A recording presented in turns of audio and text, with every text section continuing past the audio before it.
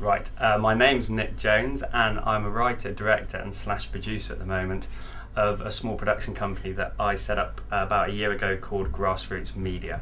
Well, Grassroots Media at the moment, we're working basically constrained by finance on low budget things. We've done two small kind of mini series which were 6-part kind of romantic dramas. They were about 3.5–4 minutes each, and we distributed that over the internet. Using that as a tool to kind of get these things widely seen, and they're available also as podcasts. And we were lucky enough to get involved with BBC Hereford and Worcester, local TV, which they were pioneering in the Midlands. So both of those went out in the Midlands. The first one, The London Affair, was just shown out there, and then the BBC Hereford and Worcester commissioned the second one, The Script and the Rose, which both have gone out over the internet and available as a podcast. Action.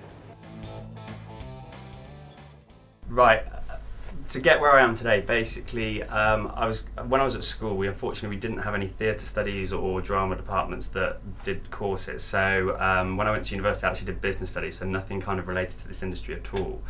And then helped out with certain drama productions at university. But then it was subsequently when I left that I started to get involved more with the film side.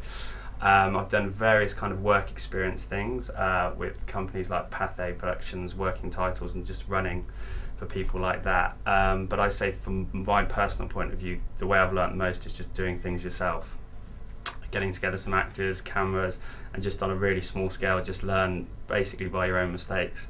So I've done about 4 or 5 short films now, and each has taken a progression upwards in kind of quality and the amount of people involved and the production costs. But it's just kind of getting out there yourself and learning to do it. And that's the way I've done it basically, and various other courses as well through people like Rain Dance, Script Factory, and I think they're invaluable for networking and meeting other people that are like-minded, because when you're at a stage when you're starting out, you need other people around you that can help you and are willing often to donate their time for free, because everyone needs money to make things and it's not that easy to get.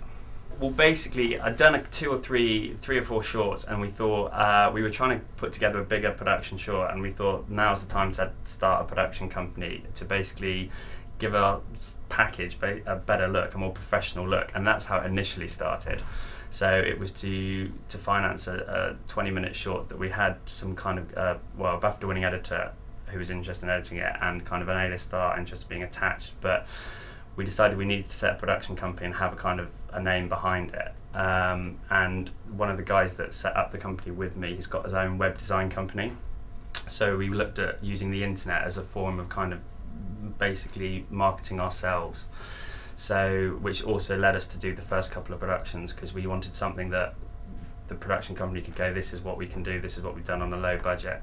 So we set the company up basically mainly using the internet as exposure. And put the two films up there on there to show it, but it's basically just to have a bit more credibility about you. And now everyone's got access to the internet. It's like if someone hears your name or hears the company, they can go on, have a look and see what you're at and what you're doing. So it's basically just cheap marketing, I suppose, is the best answer to that. I think just have a lot of faith in yourself for one thing, because it's not easy. There's a lot of people that want to do this industry. With the technology available as it is, anyone can make films. I think it's important that you go out and kind of on your own just kind of learn about how to make films, how to work with other people, work with actors and stuff like that.